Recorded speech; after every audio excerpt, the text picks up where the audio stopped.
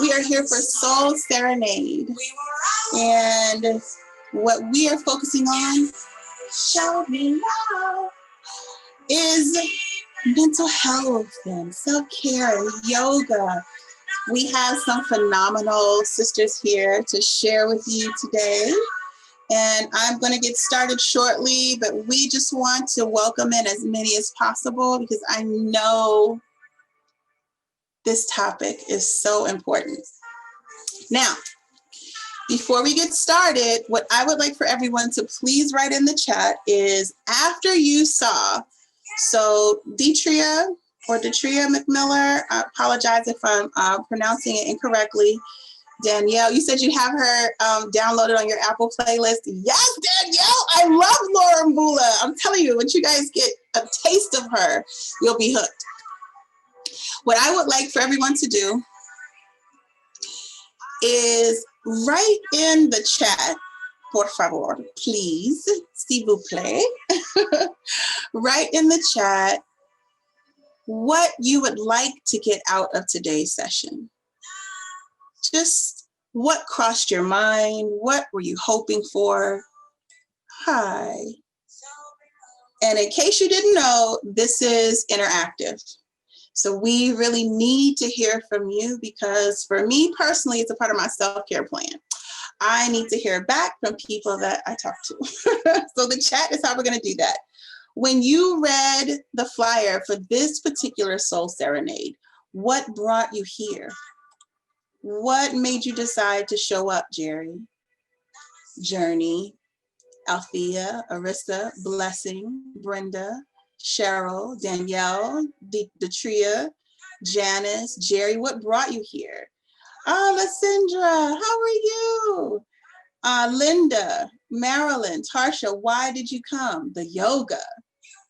Hey, Lysindra. Marilyn says she's dealing with stress on her job. So Leah and Lorraine are reading these. This is so helpful. Feeling isolated. I'm here for the tips in the chair yoga. Keep going. Why else? What else came up for you when you thought, maybe I won't come? What made you change your mind and say, no, boo.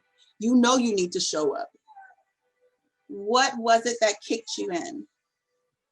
Relaxation, says Blessing. Relaxation techniques and to support my sister Leah. Oh.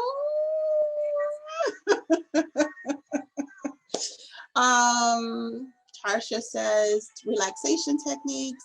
Lysindra said a woosah moment. Okay, what else we have? Sandra says self-love made me show up. I want to show more about how to live my best life, and mental wellness and yoga can help.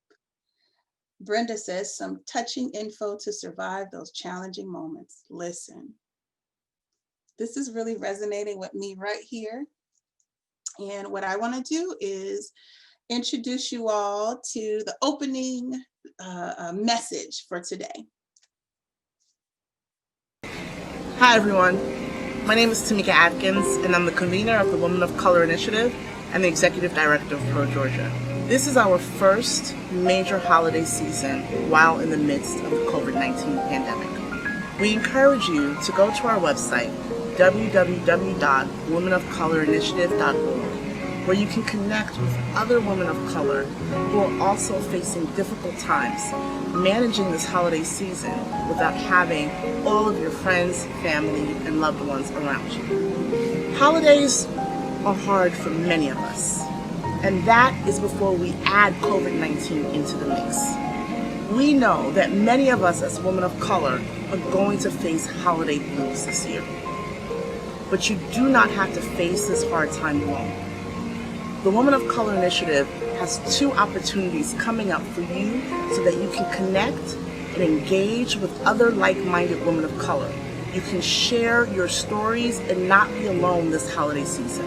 And on November 19th, we'll be focusing on mental health and yoga and other tools and tips that allow us to stay centered, calm, and peaceful throughout this difficult holiday season. These opportunities are part of our Soul Serenade series. This is a continuation of our health, wellness, and renewal theme that we've been doing throughout 2020. Know that we are thinking of you. We thank you for being a part of our Women of Color Initiative family. Please take care of yourself, be gentle with yourself, and I hope to see you at our Soul Serenades.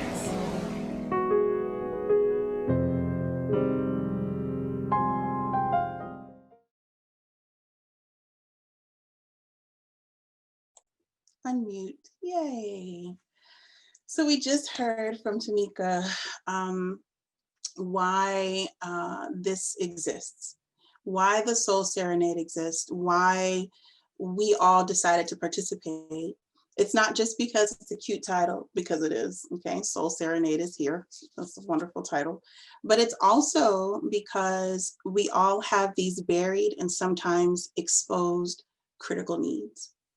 When you talk about taking care of yourself, being cared for, the root critical need drives us to what speaks to us, right? And so we have some really beautiful, talented, rooted in their purpose sisters here to share with you and to not only share a bit of themselves, but to listen to you. So one thing that I want to do, I'm going to share, introduce to you who we have here today is our first presenter, sharer. And before I do that, gentle reminder, everyone, please, please, please, please, please communicate in the chat. And I'm going to tell you why. Because yes, Zoom is very distant, but we feel you. When you type a certain sentence and we hear you say certain words and we read those words, it really touches us and we need that. So this is a gentle reminder to make sure that you communicate with us throughout what you're hearing so that all of us can participate in what you're feeling and chime back in. Yeah? Okay. I'm going to introduce you to our Soul Serenade presenter for today. This is Leah Lloyd.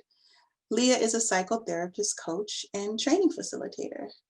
Leah has 15 years of experience providing mental health services in community-based agencies, private organizations, and telehealth psychotherapy practices.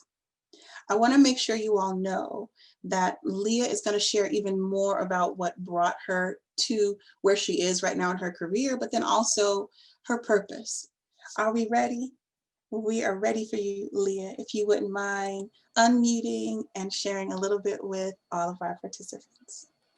Greetings. Thank you, Anana. Thank you all for having me here. I will start and I'll just flow with what Anana said. Thank you so much for allowing me to be here. One of my favorite groups to work with is women of color. I love us. I am one, and I connect with you all.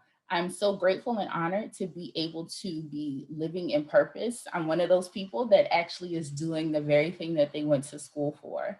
And so I'm so grateful to be able to be fully planted and grounded in my purpose, in my God-given purpose. And so every day that I wake up to go to work, it is not work, it is purposeful work. I consider this ministry.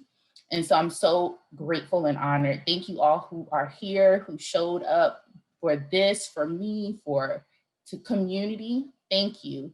I want to get the ball rolling with our Soul Serenade. So I'm going to ask if Regina, you can pull up my slides here.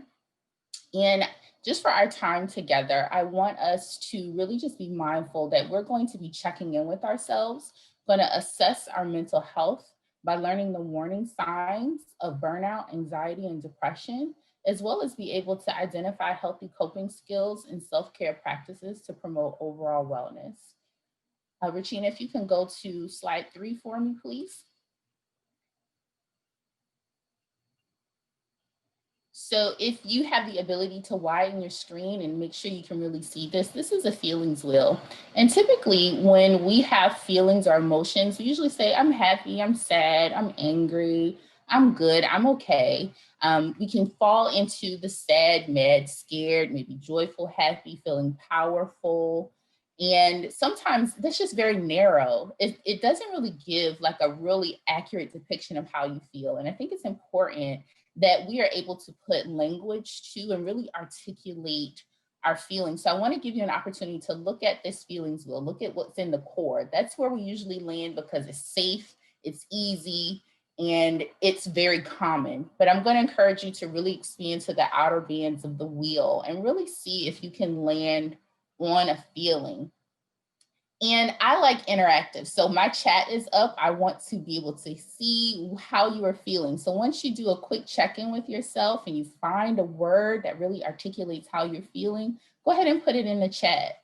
I would really appreciate that because I want to really get us in conversation. And as we're going and continuing to look at this, I want you to think about just your week, your day. How are you feeling? So tired, sleepy, aware. Thank you. Keep going. Frustrated and sad. Thank you for honesty. Tired, excited and pensive. Thankful, pensive.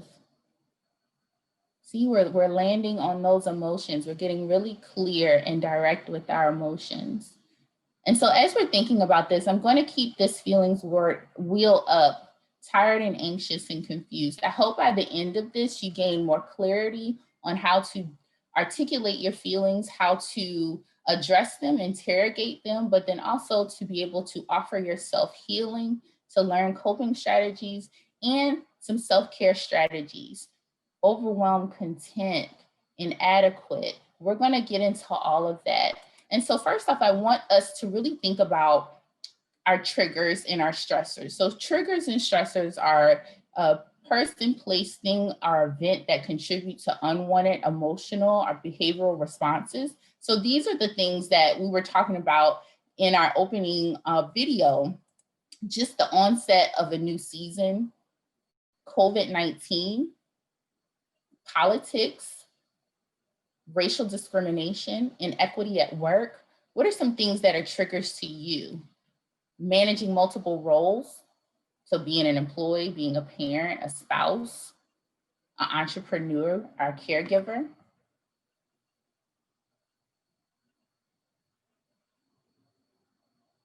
So stress, a trigger of being a spouse. I got all of the above, yes. Regina, can you pull up that slide for me, please? So our attendees can see some of these triggers and even see if you land on something else. Being a wife, being a professional, a series of revolving issues. Some other triggers, memories, yes. So past trauma, unmet needs. In this season, with everything going on with COVID, a lot of people have dealt with insecurities that they never felt before, managing grief, worried about bills, about shelter, about being able to pay for housing, getting to the next day, managing relationships, dealing with the constant bombarding of news, being in abusive situations, something that many people did not consider with COVID-19 restrictions, that a lot of people, spouses and children, were going to be quarantined with their abusers. And so that's a stressor that many people didn't think about. And so how to navigate those spaces is really important, and how to make sure that you remain healthy in spite of those things. And so with the onset of this holiday and managing grief, and we'll get into that a little bit later. So when we think about these triggers and stressors, some of the things that contribute to all of these things are stress, and unmanaged stress leads to burnout. And so when we have stress, stress is feeling overwhelmed.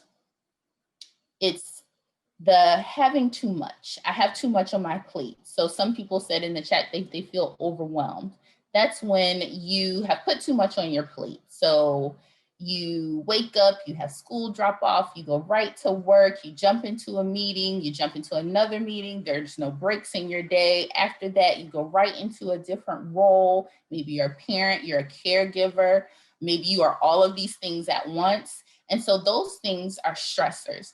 sometimes just stress, you can have healthy stress. So that thing that like drives you and motivates you, those that are goal oriented, people that set goals, they make lists, your stress can be a drive. So an underlying small amount of stress or anxiety is normal and naturally occurring. But it's when that feeling becomes overwhelming and unmanageable is when we should be concerned.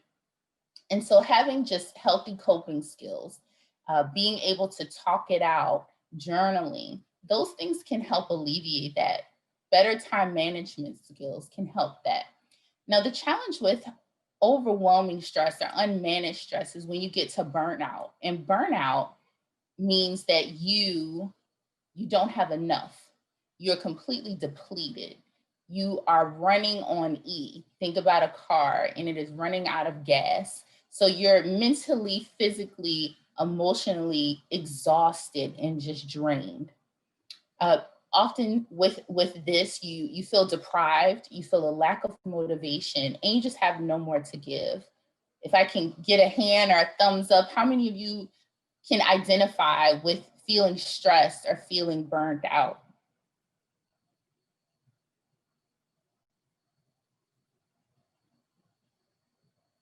Absolutely.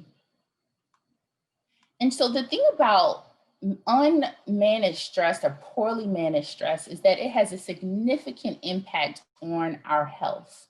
And so long-term stress puts it at a greater risk for numerous health issues and health concerns. As women of color, we have a predisposition with increased stress to heart disease, obesity, diabetes, exacerbated mental health concerns, so depression, cognitive impairment, autoimmune issues. So if you notice that when you're stressed, you may feel achy, you may feel like the onset of like a cold, or you always just feel really, really washed out and tired. These are things to pay attention to. And as you have these growing amount of stressors and you're leaning toward burnout, it actually ages you faster. So it's actually a good thing if you know that you're stressed and you identify it and you handle it, because who wants to age any faster than they have to? My goal is to be at a resting 27 for as long as I can be. I'm not 27. But really managing my stress helps with slowing down that aging process and caring for myself. So what I'm offering and sharing to you are tips that I use personally, things that I actively am working on, but things that I offer my clients to help them navigate life. And we can move on to the next slide. So I want to talk about when we have stress and we're leaning towards feeling burnout, we also have these symptoms and feelings of anxiety. And so as you can see on the slide, anxiety is just, it's worry or fear of a perceived threat that contributes to feeling overwhelmed and interfere with engaging in daily activities. So this could be a perceived threat, can be actual imminent danger, but it can just be something as the threat of being embarrassed because you're late to an event. Now, not so much because we're in a virtual space, but maybe you have a doctor's appointment, maybe you have too many appointments in the day, and so you're already feeling stressed or anxious at the top of the day. That may be more of an acute stressor. So it can be resolved with just, once again, simple coping skills, time management skills, and just really sitting with yourself, doing some deep breathing, reevaluating your day, really challenging any negative thinking or just racing thoughts. And then we have chronic stress, and that's persistent. It stays for a while, and it severely inhibit your day-to-day functioning. So it starts to look more like panic. So you struggle to get out of bed. You have the overwhelming physical feelings of anxiety. So chest tightness, heart palpitations. You struggle with being able to put one foot in front of the other. And it can also turn into phobia. So you deal with social anxiety. So a challenge with being even in places like the grocery store or going shopping to take care of your basic needs. And so sometimes with anxiety, you need medication to manage it. If it becomes very chronic and you no longer just have those simple coping strategies that can help alleviate the discomfort. And medication is a support. There's nothing wrong with taking medication to treat mental illness. Medication and therapy combined are wonderful tools to help you. So just as if you had a hammer in your toolbox or a screwdriver, your medication is a tool to help you be well. And I know there's a big stigma around that, but there are more people than not that are on medication, and it's okay to take that, to use that as your tool to help you to be well. And I want to talk about depression. So depression is that persistent feeling of sadness, anger, and hopelessness. And it can significantly impact your daily life. So as you can see, depression, anxiety, stress, daily life. So that's every single day you are feeling a weight of something. And for clinical depression, the symptoms last consistently for 2 weeks or longer. And so these symptoms you may notice in yourself or you may notice in someone else. And so you may have these intense feeling of sadness, you may feel guilt, your self-esteem is lowered, and like I said, you have hopelessness. It can be caused by hormonal changes. It can be caused by the triggers that I mentioned earlier. Also, women are 2 times more likely to develop depression than men. And so it's important that we're going to get into that, these coping strategies and self-care practices, because we carry a lot as women. We wear a lot of hats all the time. It's hard to put down one. If you put down one, you're picking up another one. Are you wearing them all at the same time?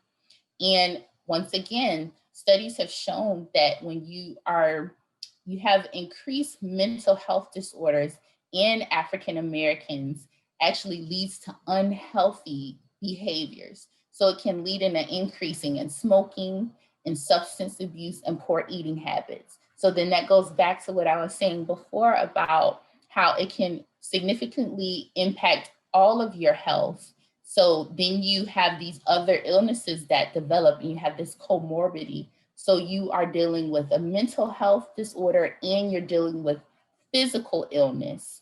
And that exacerbates the aging process and it further fuels your depression. So treating depression is a holistic approach. You have to take care of the inner person, your mind, your heart, and your body. And so eating healthy and exercising, as well as sometimes you need medication. Sometimes sitting with a therapist, sitting with a psychologist can help to sort out some of the confusing thoughts and feelings. It is okay to say that you're not okay, but it's important to say something. And if you feel like you can't say it outright, you can write a letter, you can send a text message, but let someone know that you're struggling so that you can get the help that you need. And I'll share some resources at the end as well. So if we can go to the next slide, I want to share just some warning signs and symptoms. And so I want you all to look at this slide and see if you identify or have experienced any of these signs and symptoms. So when we think about depression, anxiety, stress, burnout, our bodies show this. It manifests emotionally, physically, and behaviorally. And so the emotions, how you feel, physical emotions are, let me go back, the feeling mentally. So that irritability, the mood swings. Physical is what you physically feel in your body. So some people say that you can actually feel your feelings. So you can feel the ache of sadness. You feel the weight of sadness. And so it can show up in poor sleep. It can show up in increased fatigue. So maybe you sleep too much, or now you're dealing with, you can't sleep at all. You have GI issues. Like I said before, you have like cold symptoms. Emotionally, you become confused. So you're struggling with getting your thoughts together, with really making sense, and you become apathetic. And behavioral, You have isolation. You become isolated. You withdraw from people, or you become very hypervigilant. So with anxiety, you become very worried about everything, or you become very angry. Many times as Black women, they say you're angry. Sometimes you're sad, you're depressed, or you're anxious. And it comes out looking like this anger when really it's an underlying issue that hasn't been resolved. No one knows that you have to show up every day navigating trauma, or navigating abuse, or navigating some form of insecurity. And so although it looks like anger, you're sad, maybe you're heartbroken. So it's important to pay attention to that in yourself. But if you also see another sister struggling, say, I see you and I want to help you. Also, these things can be noticed in children and in older adults. So in children, anxiety may look like frequent stomach aches. It may look like confusion. It may look like irritability. Your child may appear to be lethargic, or they've lost interest in things that they were once really interested in. Recently, with being in this COVID space, a lot of our children are struggling because school was normal for them. It gave them a place to be social. It gave them an outlet to engage and be separate from their family sometimes. It was an environment that was necessary for their development and growth. And going back home in the house, some children are dealing with insecurities in their home. Some children are just really confused about why they can't see their friends, or why they can't leave the house. And so if you're noticing some shifts in your child's temperament and mood, sit down and talk to them.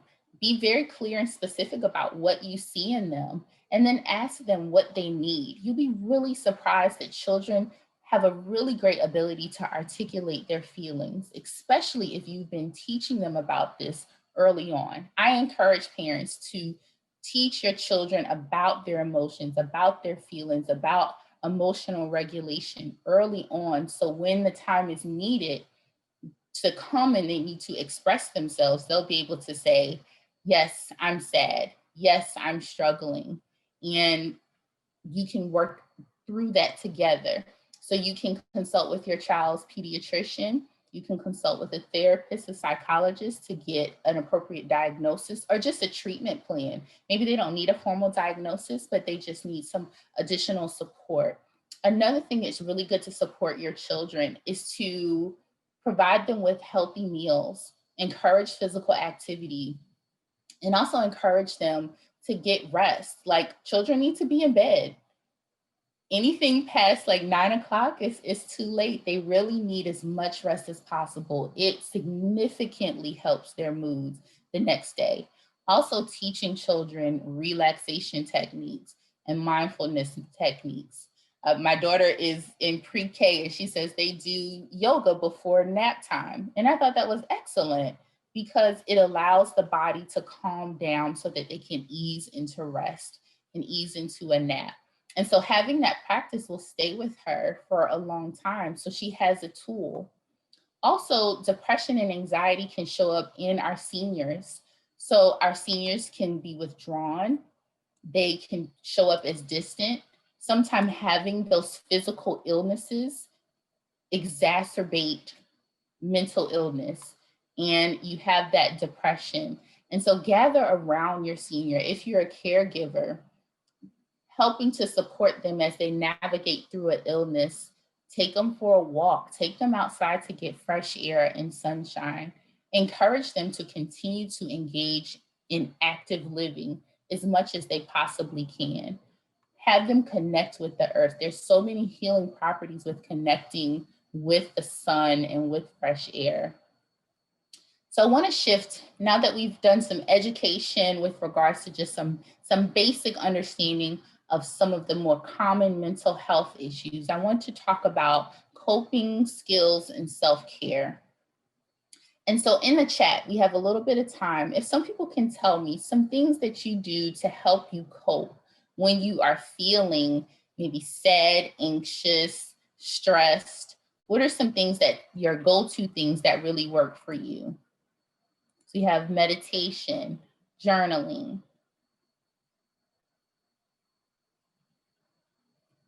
eating cookies, walking, walk or riding a bike, going to the park, nature, talking openly with friends, worship, getting nails done, pray, take yourself on a date, go to the gym, praying and meditating. And I know some people are probably saying, well, some of these things I can't do anymore because of COVID-19 and restrictions. And we've seen an uptick in some of the unhealthy coping practices because of the loss of the go-to things. We have to be very intentional about identifying new coping strategies. What may have worked for you November 2019 may not work for you in November 2020 because we are living in a completely new world. Our existence is completely different. And so it requires that we shift and we identify new coping skills and self-care practices. So as you can see, coping skills are tools and techniques that we use to manage and regulate our emotional response to triggers and stressors. And then self-care is consistent behavioral practices implemented to care for your emotional, mental, and physical health to reduce the impact of stress. So it's also a tool, it's a coping strategy. And so I see some really good stuff: coping, more prayer, meditating, listening to old school music, laughing with friends. Laughter really is wonderful. It's great medicine.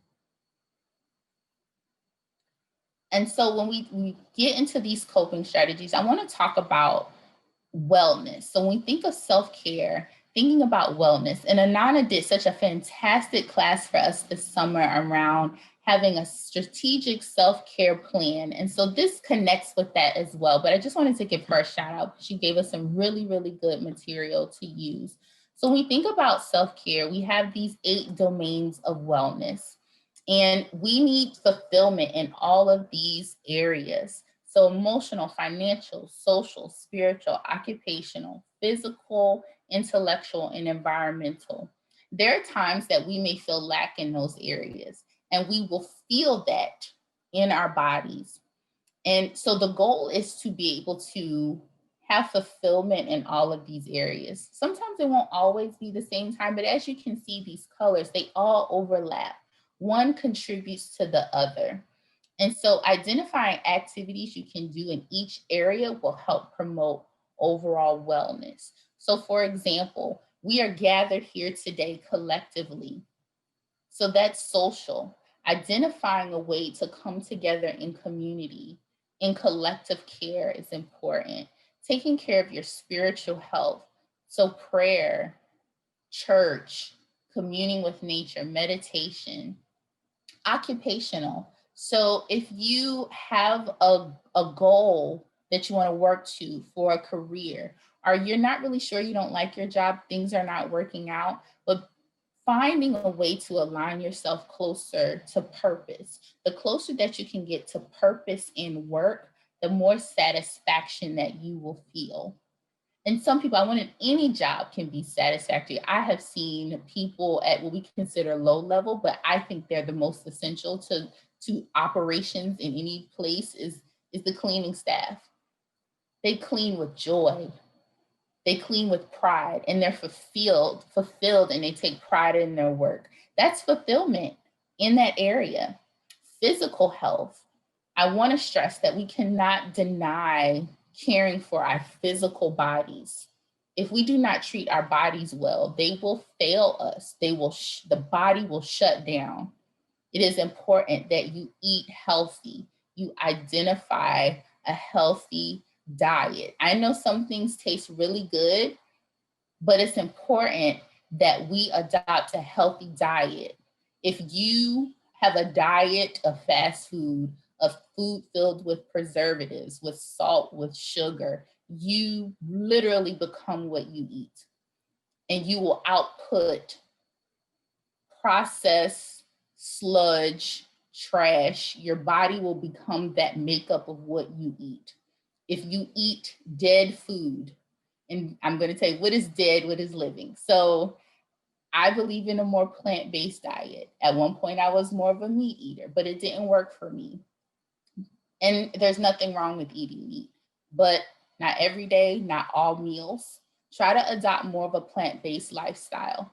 Having live food, fruits, vegetables, things that come directly from the earth, fuel your body, and they actually fuel your mind. You have more energy, you have more clarity, and you will notice that your body releases the toxins and you're not backed up and you feel better and you can move. So taking care of your physical house, this is your temple and you must take care of it. Sleeping, go to bed, go to bed, go to sleep. Even as an adult, I know a lot of us adults fight our sleep. We sleep procrastinate, which means we have spent all day doing everything else for everyone and everybody, and we've denied ourselves all day. And so I'm going to get this last 3 hours of the night, and then it's like 1 o'clock in the morning, and you're up trying to binge a Netflix show. Someone said that they're a tosser and turner. A great remedy for that is meditation or light exercise before bed. So stretching helps, but also eating well. So cut down on high sugar, high fat foods that may have caffeine. So skip the soda at night, skip a cup of coffee, drink water, because you want to wind your body down. So some people like tea at night. Make sure that your tea does not have caffeine in it, because of course you'll be wide awake. But it's really important to take care of your body. Intellectually, what are you doing to stimulate your mind? Reading is important, but if you struggle with opening up a book, audiobooks, they're here, they're amazing. I love them. You can listen to it in the car, you can listen to it around your house. You can watch some news, but make sure it's edifying, that it's not anything that's tearing you down, that's not making you think about or compromise your self-esteem, that it is building you up. But you're never too old and it's never too late to continue to educate. I see my father read, read, read. I see my mother read, read, read. These are people that are constantly learning. They're sponges. We get new books in the mail weekly because they are reading, because they stay sharp. And that's important. Making sure that your environment is clean. A lot of our people struggle because they are in poor environments. We're in toxic neighborhoods. And this is a whole systemic issue, I understand. But at least keep your house clean. Clean up. It helps you feel better. It clears out your space. I always say that a cluttered space is a representation of your mind. And then addressing your emotional health. So this is the coping strategies, the self-care strategies. I love that Anana talked about baby steps.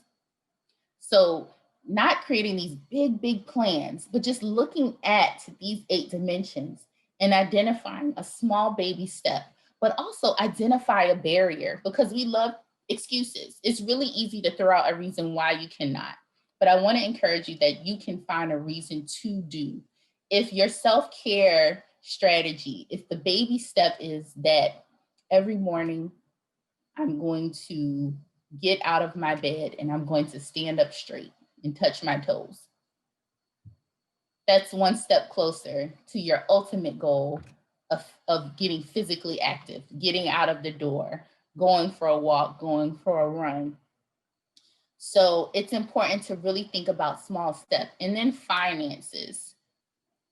If your money is funny, I'm pretty sure that you also are not feeling good about that. So get a financial advisor. Identify tools and resources that can help you get your financial house in order. There's so many resources and tools. Because we are in this virtual space, everything is online. It's literally a click away on YouTube. So you have all of the resources at your fingertips. Now I want you to take action. So when you think about coping strategies and your coping skills, one of the things, Regina, we can move to the next slide, please. So coping skills, deep breathing. If you feel really stressed or tense, guide yourself through deep breathing.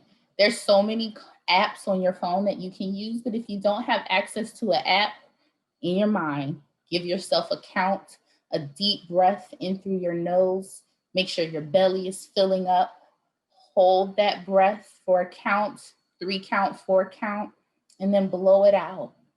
Do that a few times and you will literally feel the stress. You'll feel yourself de-escalate and it will leave your body. That is a quick tool. For my tosser and turner, try a breathing exercise before going to bed. There are nights that I struggle to either go to sleep or I wake up in the middle of the night. I do a quick breathing exercise. My mind shuts off, my body relaxes, and I'm sleeping. Meditation. So meditation is yes, sitting quietly, thinking. You can do guided meditation, but prayer is also a form of meditation. So my seniors, I don't get into the meditation. You actually engage in meditation all the time. If you're sitting reading the word, your holy book, if you are praying, you are engaging in meditation. Journaling, writing things down. Once again, an alternative. So if someone said, well, I can't do journaling, I'm not one to write down everything. We all have cell phones. Get a voice memo and talk it out. Record yourself. It can be a recorded journal. It doesn't have to be anything sophisticated. Self-care. I want you to be intentional about cultivating joy. It is so important. I talk about cultivating joy all day long. I hold myself accountable to that and I hold other people accountable to cultivating joy. So when we think about joy, doing the things that touch you to the core, that it's not just happy, it's beyond happy, it is joy. Nothing can shake that. And so whatever that looks like, if it's connecting with your friends, make sure you're intentional about connecting with your friends. If it's connecting with God, connect with God. Anything that brings you joy, do that. Acknowledge your feelings. Don't stuff it. Don't lie to people and say that you're good when you're not, because that fuels the depression, the anxiety, the stress, and the burnout. Be honest. Curate safe spaces to process or to be silent. Sometimes we need to step back and be quiet. And then develop a wellness plan that includes, and we talked about those 8 dimensions. So exercise, creative expression, social engagement. And I want to talk about with regards to self-care. So Dr. Candace Hargans talks about a 4-point plan of self-care. And so sometimes when we're really dealing with something tough, we go right to our numbing. So we're eating, we're drinking, we're binge watching. Those activities, they have their place. And I'm not going to shame you for it, but I want to encourage you to quickly identify when it's time to stop. So if that one glass of wine every other 2 days turns into the bottle in one sitting, that is concerning. And it's time to check in with yourself, with your friend, with a mental health professional. Someone else said, I started walking around my yard and praying in the morning really helped. That's beautiful and amazing. Also, collective care. So what we're doing right now, collective. We're gathering in community and in solidarity. We joined here today collectively and we're caring for ourselves. Anana opened us up with music. She brought us together that way. Engaging in things, maybe you go to a protest because you need to see people and you want to fight for a cause. If that brings you care, then do that. If it's a video call, do that. If it's a dance party with friends virtually, do that. Whatever you need to do in a collective space, that's a part of your care. And then soul care. We're serenading our souls tonight. But identify, once again, what brings you joy. So Lorraine is going to walk us through yoga. And that is a practice, something that can invite joy into our body. So meditation, yoga, mindfulness-centered work, gardening, alternative forms of therapy like Reiki or energy work, massages. I love a good massage. There's something very healing about the physical touch. And so don't deny yourself that. These are things that we all have access to. All have, even if resources are limited, you can find some of these on a lower scale that are not really expensive. And I also want to encourage you to practice self-compassion. We have to show each other and ourselves grace. That's a big thing. So that self-talk, that negative self-talk, we have to shift how we talk to ourselves. We naturally as humans default to negativity, but we have to be intentional about speaking positively to ourselves. And so when you have a negative thought, you challenge it. No, You don't talk to yourself that way. If you see someone dogging out your friend or your child, you would confront them. So get with yourself. Don't talk to you that way. I have to tell Leah sometimes, don't talk to Leah that way. That's not nice. I have to be very intentional about shifting that negative thinking, but being kind and gracious to yourself. And lastly, as a therapist, go to therapy. Find a therapist. You can find a therapist. If you have insurance, your insurance, check who's paneled with your insurance through your insurance website. And don't allow the barrier of race to get in the way. If you find a nice therapist that connects with you, that hears you, that validates you, go sit in their chair in this virtual space and get your healing. Don't allow these small things to stand in the way of your healing. That is important. Don't let anything be a barrier to your healing, because the goal is to live well. I am a person who does not believe that we are meant to be here and suffer forever. Maybe there is suffering and that is a part of life, but healing, living well, is the ultimate goal. So making sure that we actively pursue that every single day. We actively pursue wellness because our lives literally depend on it. As women of color, we hold a lot together, but everything will fall if we do not take care of ourselves. So take care of your heart, take care of your mind, take care of your soul, love on yourself. It is so important. Thank you so much for allowing me this space. Here's some resources for you. National Suicide Prevention Hotline, a resource 24/7 you can call, and the crisis text line. If you do not feel like you want to talk to someone words, you can text. It's a safe space, and they will be able to connect you with resources in your area. Leah, that was amazing. Thank you so much. First of all, the chat was blowing up for those who are not chimed in. And Leah, there was a question that we snatched that I want to share, if that's okay. Yes. Okay. Let me pull it up right here. It was a question from Blessing. Yes. And it was referencing a particular slide. So I'm going to share my screen so I can show you the slide and the question. Okay, so this is Blessing's question. What advice can you offer if the thought of trying to manage all of those areas is overwhelming? That is such a good question. So take it one at a time, a baby step at a time, according to our good sister Nana. I'm going to have to give you credit because it's so good. I appreciate it. It's so good. It's so good. And also you're a resource. So I believe in citing a sister. So if a sister came up with something good, I'm going to cite her and I'm going to say it. So good stuff. But one thing at a time. So we can't fix all of these things at one time. So my dad always say, how do you eat an elephant? One bite at a time.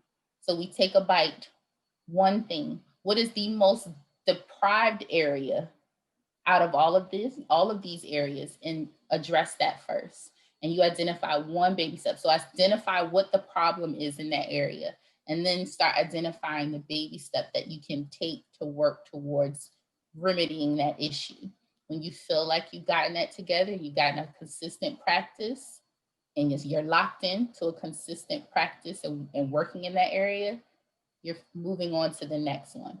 And each one will build on the next one. And then they all contribute. They all work in harmony. But don't be overwhelmed with trying to fix everything at one time, because you will shut down. It's too much. It's too much weight. So go ahead, Anana, you want to share something? Well, yeah, I was going to just build on what you're saying, which is, I mean, of course, so valuable. Typically, what I've seen, to your point, Leah, is that one thing that sticks out the most, that hurts the most, that really needs a baby step the most first, that priority action, when it's neglected, it contaminates so many other things. Absolutely. And as soon as you can identify, Blessing, what one of the techniques I like to teach is if you pass your eyes over either this wellness circle or other categories of care, whatever is in front of you, as you pass your eyes over it with as a technique, whatever tightens your stomach when your eyes pass over it. If something sticks out and you don't even want to talk about it, typically you need a self-care baby step. What would you like to say, Leah? I was just saying, that's it. That is it. Listening to your body. I wanted to offer one more thing. Listen to your body. Come on, team. Listen. If you feel that, listen to it. I call it my inner homegirl. So she's checking me. She's checking me. She's telling me that I need to take care of myself, or that I need to step away from something, release something, or move on, or I need to lean in. But that internal thing, yeah. My parents would say that's the Holy Spirit. So I'm giving them a shout out because I know my mom's probably somewhere like, that's the Holy Spirit. But it's that inner thing. Something like, something told me that thing. Listen to it. Oh, I love that. Now, Leah, there are a couple other questions, and what I'd like to do is, for those of you who have something coming up so we can make sure we have a wonderful time with Lorraine, I'm going to put some questions up, and I want you to type in the chat area what resonates the most with you, and when we bring this to a close, we'll come back to the one that really stuck out for most of you, okay? So here's one question: how to handle the first holiday without a loved one. If this resonates with you, type yes in the chat area. If this resonates for you, or it's been impacting someone close to you, type yes. The next one is what to do when you feel overwhelmed with sadness. You can type yes too. Yes and the number 2 if this question resonates for you and it's something you'd like to hear more on. The next one is what to do when you feel overwhelmed with sadness, and then how to just feel better. So it's kind of a combination. So in the chat, please just share which question speaks to you, because we want you to have a connected experience, and Lorraine is paying attention as well. And so whatever's happening with you, we want to be in sync. Whatever you're feeling, whatever is sticking out for you. And I'm looking in the chat right now, and I am not seeing anything. So I need you all to connect with us. I need you to let us know if any of these questions or a question that's coming up for you is resonating with you, so that we can chime in and be of service. While you are thinking about that, I want to tell you about this beautiful woman. I want to give you my personal introduction, but I will not do that because I love Lorraine. I have known her for many years, and she just continues to keep re-blossoming over and over and over and over again. And her core has always just been gorgeous and a gift. But I will give you this is maybe 10% of all of the amazing things that she's accomplished, just like I was only able to share a fraction of what Leah has been able to accomplish as well. But I'm going to share with you that Lorraine has founded an organization, several. One of them was Visions of Rainey Incorporated, a nonprofit organization that offered human services to promote self-literacy via the utilization of the arts, drama, dance, creative writing, and visual arts. In addition, she collaborated the arts with the practice of positive affirmations, meditation, and yoga. Visions of Rainey promoted the self-identity, self-esteem, self-love, creativity, and critical thinking of youth ages 6 to 17 years of age. In 2010, Ms. McCall self-published her first book entitled The Color of a Black Girl: Poetry, Prose, and Visual Art. This book was created with the intentions to be a series in which she would annually publish the visual art and creative writings of Black girls nationally and internationally. Now, as you can see, she's done so much, which includes the development of a holistic care business, Breathe, Balance, Energize. That was in 2014. And then she also became a certified yoga instructor and aroma touch technique practitioner. Today, Ms. McCall is going to share with us some beautiful, beautiful gifts of movement and we want to string in everything that we've been feeling. Lorraine, I am so excited to pass this over to you. Yay! All right, ladies. So we're going to start off by coming to the edges of our chair. I'm Lorraine McCall with Breathe, Balance, Energize. And so as you sit at the edge of the chair, make sure that you're planting your feet very firmly. Your knees are at a 90-degree angle. We want to check in with our spines. Let's relax the shoulders from our ears. And let's gently close our eyes. And we'll begin by bringing our awareness to our physical and internal self. Breathing normally, just make a mental note of any physical sensations you may be experiencing. Do you feel tension in your jawline? Have you been holding your breath? Are your shoulders shrugging towards your ears? Just make a mental note of where you're holding tension within the body as we breathe normally. And from here, we're going to move our awareness to our chest cavity, giving ourselves permission to feel the rise and fall of our chest as we inhale and exhale naturally.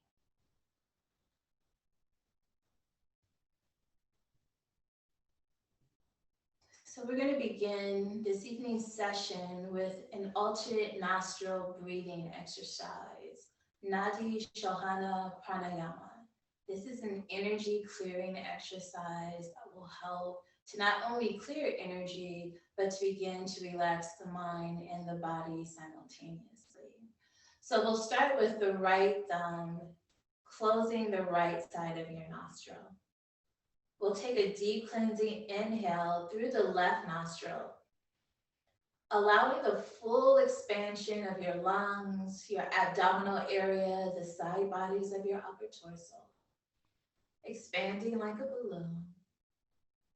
And once you're completely filled with air, take your index finger and close the left nostril and exhale through the right. And as you empty the lungs, draw the navel towards your spine. Now let's inhale through the right. Close the right side of the nostril and exhale through the left. We'll inhale through the left. Close the left, exhale through the right.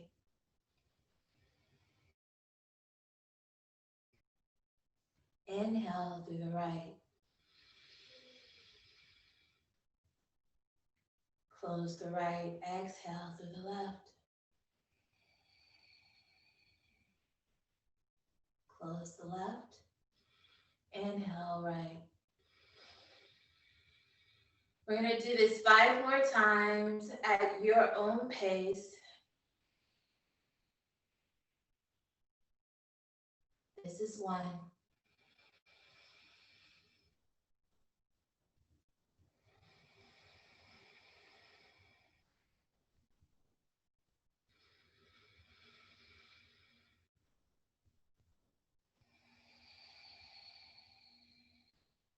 This is 2.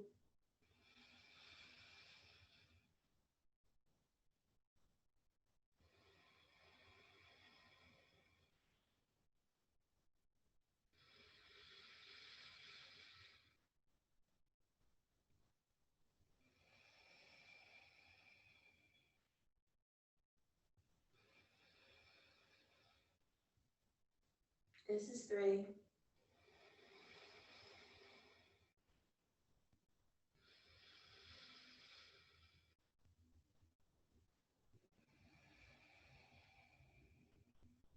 This is 4.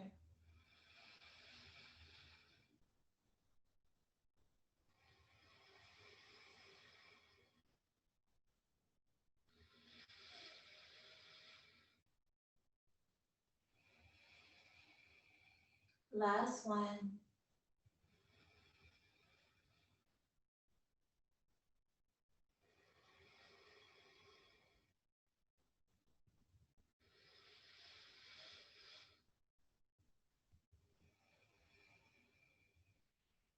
Release the right hand to your thigh and allow yourself to pause and feel.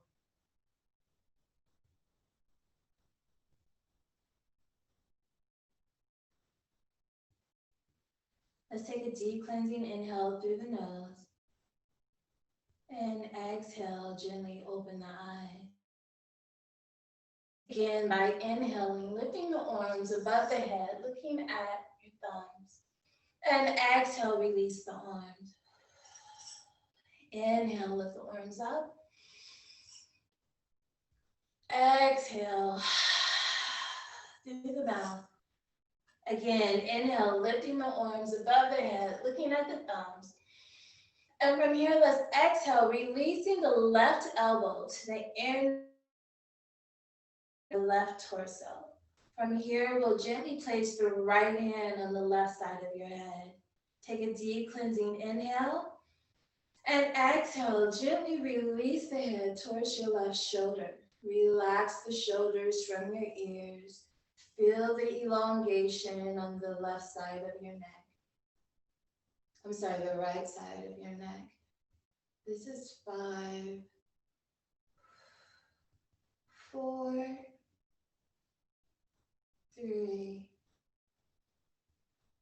2, and 1.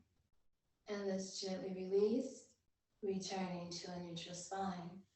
We'll inhale, lift the arms above the head, looking at the thumbs. Exhale, release the right elbow to the inner torso of the right side of your body. Bringing the left hand now to the right side of the head. Take a deep cleansing inhale. And exhale, release the head now to your left shoulder, relaxing the shoulders from your ears. This is 3. This is 2. And this is 1. Let's inhale, exhale, and let's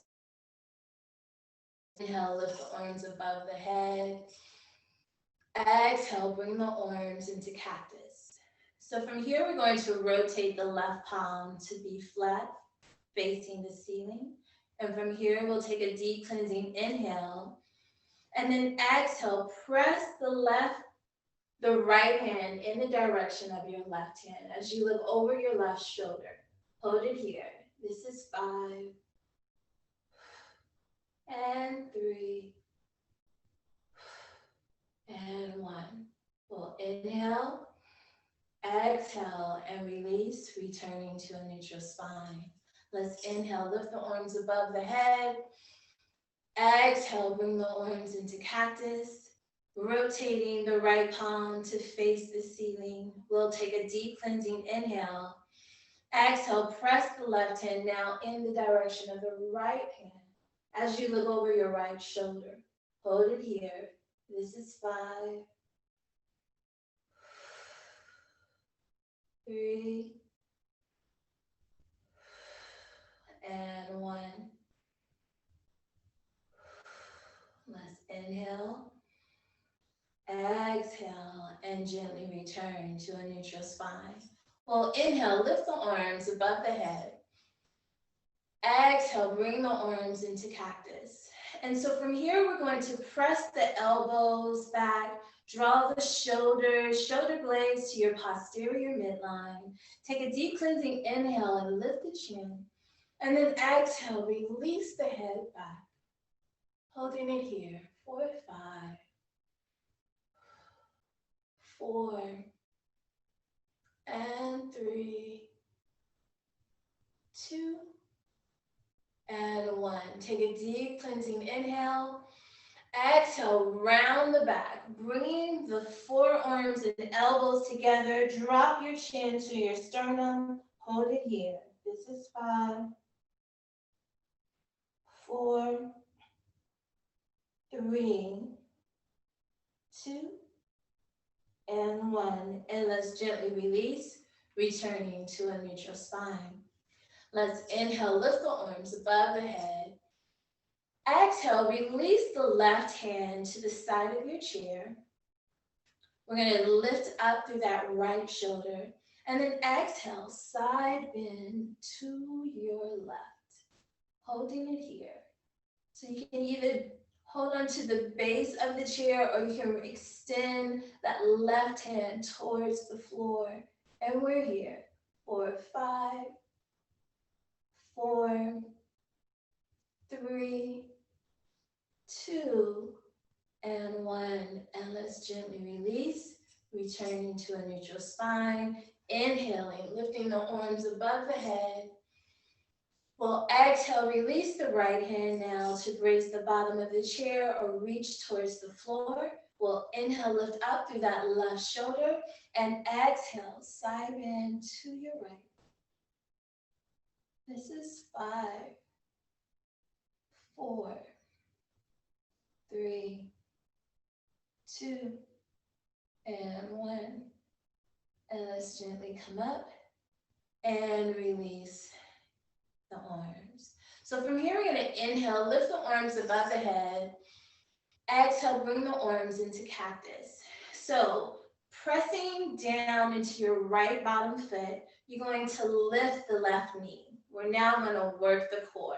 Flex that left foot.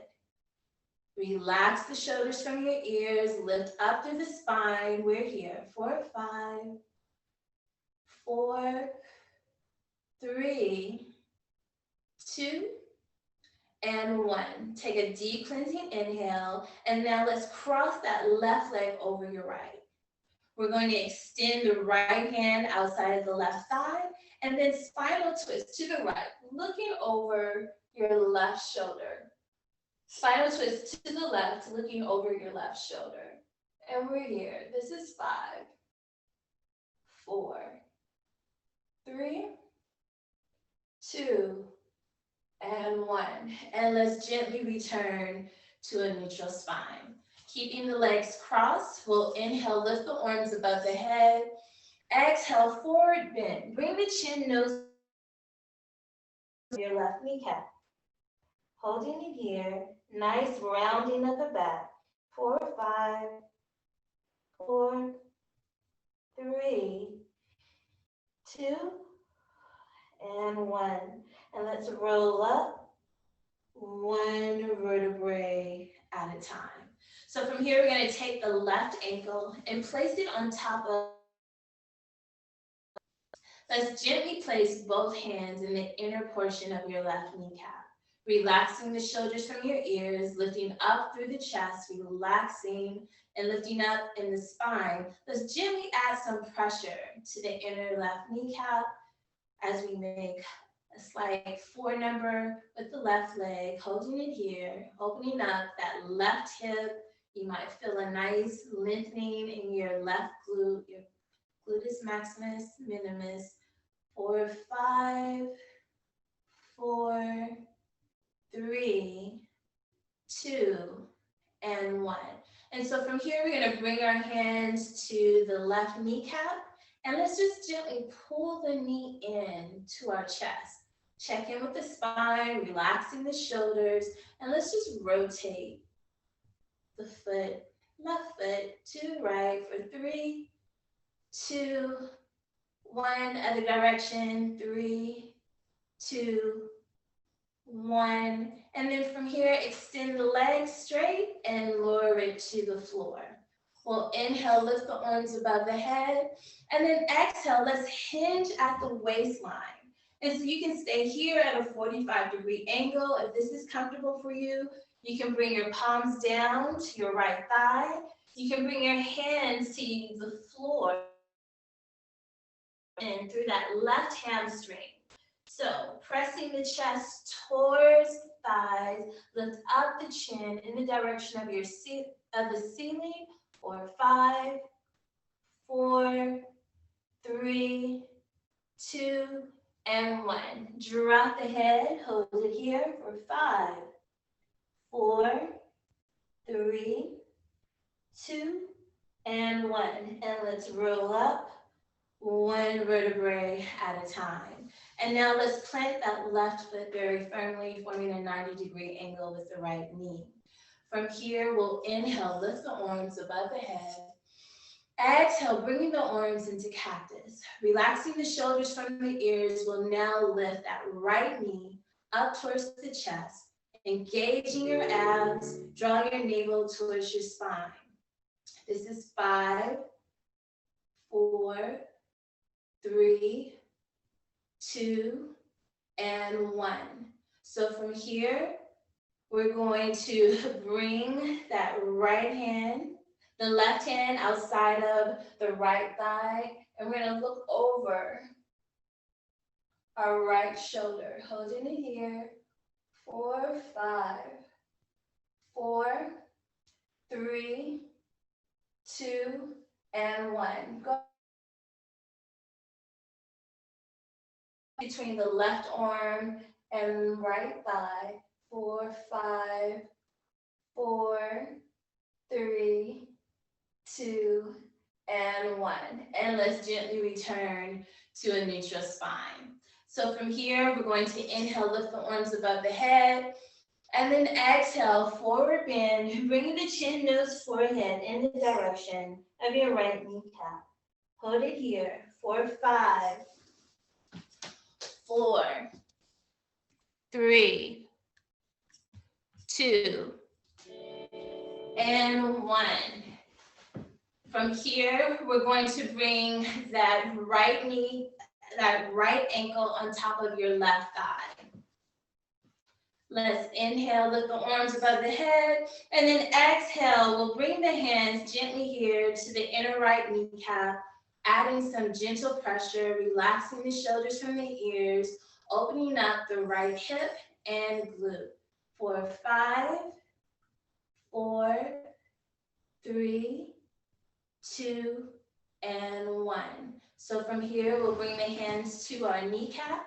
Let's gently pull that right kneecap into the chest, holding it here for 5, 4, 3, 2, and 1. Let's extend the legs straight and right heel to the floor. We'll inhale, lift the arms above the head, and then exhale, hinge at the waist at a 45-degree angle, or you can reach anywhere in between or towards the actual right foot. Pressing the chest towards the thigh. Let's inhale, lift the chin. Hold it here for 5, 4, 2, and 1. Drop the head in the direction of your right kneecap. Hold it here for 5, 4, 3, 2, and 1. And let's roll up one vertebrae at a time. And we'll now gently stand and come to the side of our chair. So we're going to come into Tadasana, where our feet will now be hip width distance apart. We'll inhale, lift the arms above the head. And then exhale, we're going to forward bend, bringing the forearms here to the top seat of the chair. From here, engage the navel towards the spine, but then press the chest in the direction of your thighs. And we'll take a nice inhale and lift the chin towards the ceiling. And you should feel a nice elongation of your hamstrings in both legs. We're holding it here for 5, 4, 3, 2, and 1. So from here, we're going to gently bend both knees and then step back with your right foot. So this is a modified triangle. Lift through the chin, and then exhale, straighten the arms out in front of you, pressing the palms into the seat of the chair as you press the chest in the direction of your left thigh. Holding it here, 4, 5, 4, 3, 2, and 1. We'll come up onto the palms of our hands, ensuring that our wrists are directly in alignment with our shoulders, and let's lift that right leg. Draw the navel towards your spine. It doesn't matter how high you're holding it. This is Warrior 3, modified version. Hold it here. If you want to give yourself some additional challenge in your balance, you can extend one arm or you can extend both, whichever one feels good for you. Wobbling is a part of the process, engaging your navel. All right, so from here, we'll lower the right foot back to the floor and then return to a forward triangle, pressing the chest towards that left leg, dropping the head. Hold it here for 5, 4, 3, 2, and 1. Let's bend the knees. One vertebrae at a time. So now we'll come to the other side. Coming into Tadasana, hip width distance apart, mountain pose. Let's inhale, lift the arms above the head, and then exhale, forward bend, hinging at the waist. We bring our forearms to the seat of the chair. Let's take a deep cleansing. Engaging the navel, press the chest towards your thighs as you lift the chin in the direction of the ceiling. Hold it here. This is 5, 4, 3, 2, and 1. From here, we'll inhale, exhale. Let's gently bend, and now we'll step back with the left foot. Extending the arms straight, pressing the palms into the seat of the chair. We'll gently press the chest now into the right thigh. Holding it here. This is 5, 4, 3, 2, and 1. Let's inhale. Exhale, we'll transition, shifting the weight into the palms of our hands. Our wrists are directly in alignment with our shoulders. And let's lift that left leg. Transitioning to modified Warrior 3. Navel to spine. You can challenge your balance a little bit further by extending your right arm. This is 5, 4, 3, 1.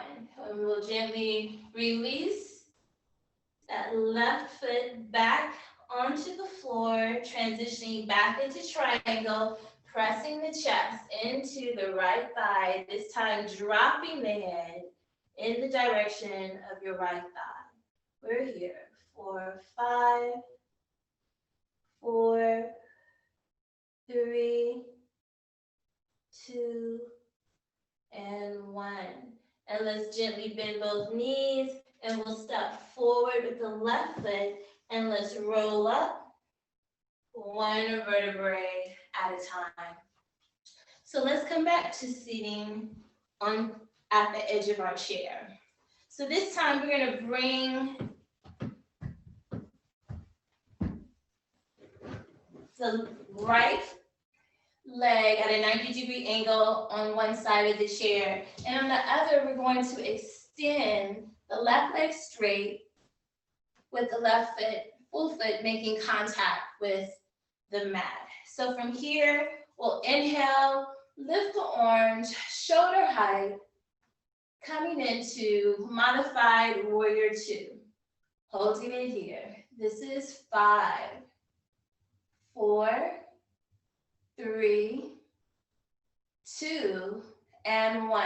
So from here, we'll reach with the right hand, and then let's reverse the warrior. Bringing the left hand to the back of the left thigh, we'll reach up and back with the right arm. 4, 5, 4, 3, 2, and 1. Let's gently bring that right forearm to the top of the right thigh, and we'll reach up and over for a side lunge for 5, 3, and 1. And let's gently come up, and then we'll switch sides. Now bringing the left leg on the outside of the chair, we'll extend the right leg out with the right foot firmly pressing into the mat, and you have a 90-degree angle here at your left kneecap. We'll inhale, lift the arms, come into warrior 2. And then we'll inhale, let's reach and reverse the warrior, holding it here.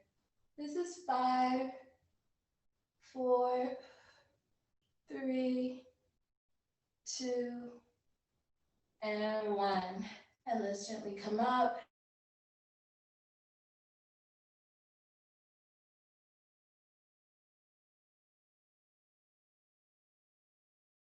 Checking with the spine, 90-degree angle at the kneecap.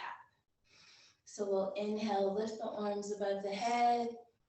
Let's exhale, spinal twist to the right, bringing your right hand to the base of the chair, left arm outside of that right thigh as you look over your right shoulder. 4, 3, 2, and 1. And we'll return to center. Let's inhale, lift the arms above the head. And then exhale, spinal twist to your left. Left hand to the rear of the chair, right hand outside of that right thigh, relaxing the shoulders from your ears as you look over your left shoulder. For 5, 4, 3, 2, and 1. And let's gently return to a neutral spine. So from here, let's close our eyes. Bring our palms to our thighs. We're going to pause and feel, allowing ourselves to feel the beautiful energy you have cultivated in this evening's yoga practice. Allow yourself to remain connected to your breath by taking deep inhalations and exhalations as I affirm you. For you are absolutely amazing. You are impeccable in thought, word, and in deed. For you are committed to retaining your divine mind. For you are strong, resilient, fierce, fearless, gentle. You are more than enough. You are significant and your life has purpose. For you are in alignment with your highest good at all times, under all circumstances. For you manifest and receive your highest good at all times, under all circumstances. For you are authentic and kind. You are genuine. You are love. You are loved. You are lovable. You are loving. You are whole, divine, and complete. For you deliberately choose to be happy. You deliberately choose to be happy. You choose happiness because your happiness matters. Your happiness matters. Your happiness, it really does matter. From here, let's take a deep cleansing inhale, lifting the arms above the head, looking at the thumbs. We bring the hands into prayer mudra before the heart chakra. As we gently open the eyes, for the light in me acknowledges the light in each of you. Namaste.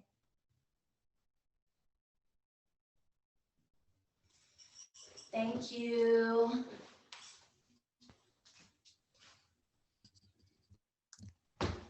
Lorraine, that was beautiful. Yay. I didn't want to get up. I didn't want to get up. I love the words that you share at the end. They really seem to settle in like your cells because of all the great work that you do leading up to just that moment to really receive what you shared. What I also appreciate, Lorraine, is how you got right to it. You you said, and we're about to move our bodies. And it literally balanced so perfectly with Leah's point of listen to your body. And so when you hear it, you have to respond. Or if you're suppressing what's going on with your body and you don't respond, then we miss out on something beautiful. Can you share with me, Lorraine, some of the participants who are sharing right now? Danielle says, I need to keep this going in between all my work Zooms. Very real. I can't tell if that's Althea. I think it's Althea. Yes, says she loved it, thanks. But I want to share with you, Lorraine, some of the comments that were made at the conclusion of Leah's presentation, because I think it's so wise that the two of you really fused your skills and your gifts together for this particular event. There were comments about loss. Alicia Ortiz says that she lost her Jima on July 29th. We had someone else who mentioned some of the things that they were curious about in terms of the question is how to just feel better. We had another Tarsha. Let me see if I said your name right, it's hidden. Said she lost her dad on August 26th due to COVID. We had a lot of people saying, you know, how to just feel better really was a big question. And I think that you are in a great position right now to share some of your thoughts, Lorraine, to those questions. When you come across people who are dealing with grief and sadness, when you come across those who are trying to find this magic wand of feeling better, as a yoga professional, as healer, how do you address that, either through your work or in general?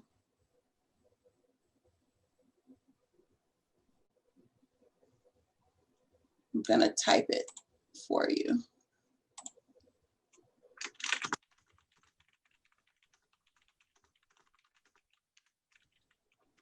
And your healing. Can you see? I've put it in the chat for you.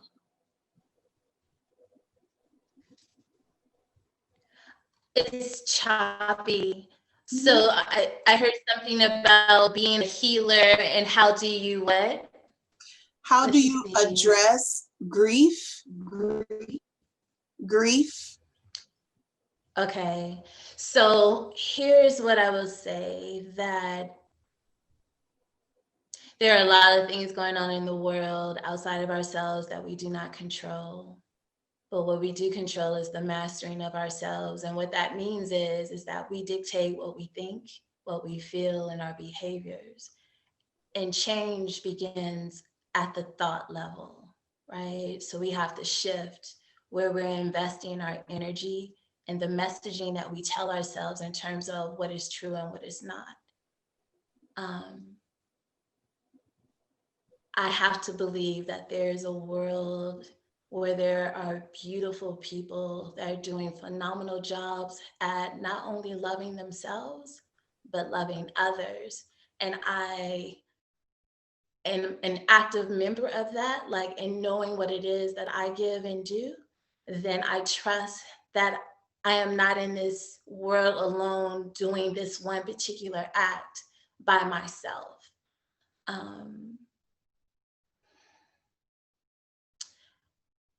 When we think about death and the grief we suffer of people that we love so wholeheartedly. Like, grief is unspeakable and tricky, and you think you're contending when you're really not. But I choose to look at death from an energy perspective. And so if I look at every life as an energy, the law of energy, it cannot be created nor destroyed.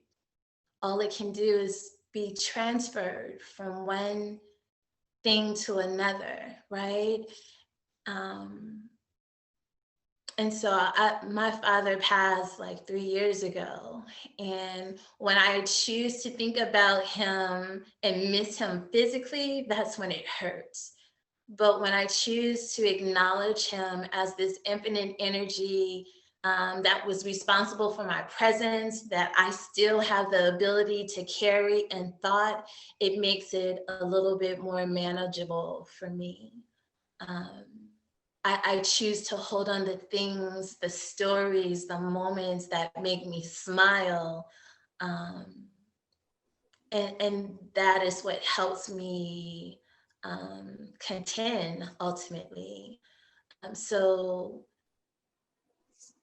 I think also a lot of pain and disappointment that we feel is just because we are choosing not to accept, right? Like, there are some things we just have to accept, like, this is what is. And once we release the denial or the avoidance of this thing not being what we think it should be, then we can give ourselves the compassion to move beyond it, or to learn how to live with it, or focus our attentions and energies on something else that actually allows us to vibrate and feel higher in terms of the love and the joy and happiness we really want to carry as we navigate ourselves successfully through this So, life. Lorraine, I love that, because what I'm hearing, and come on, chime in, Leah, because I want us to close on this kind of rhythm.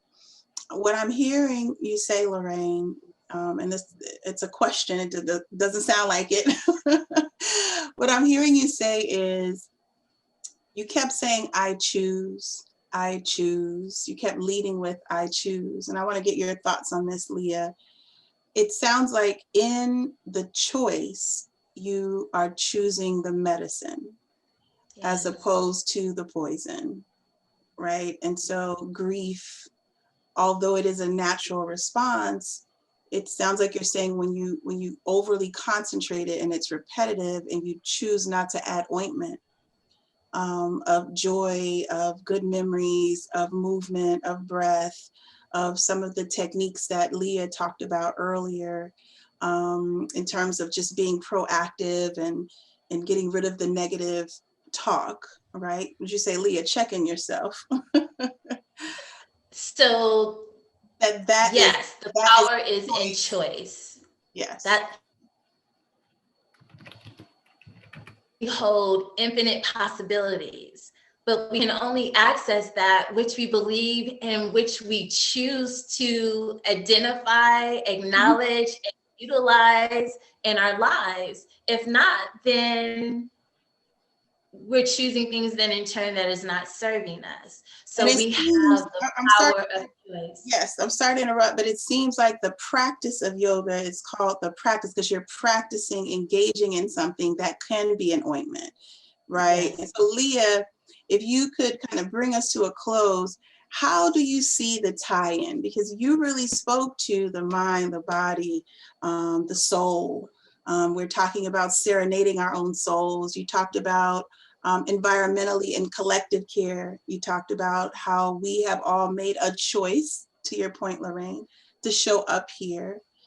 Where do you see the sweet spot is, Leah, as we get off of this Zoom, literally in just a few seconds? Where do you see the sweet spot? What do you want people to walk away with? I definitely want people to walk away with the same thing. You must decide that you want to live well. And it is a decision. Even if you are navigating negative thoughts and pain, the first step is deciding that I want to be well, because in that decision, there is hope. And then you can start to develop a plan. But it just starts with that first thought. I want to be well. And then you can will yourself well, but you can also use tools to get better.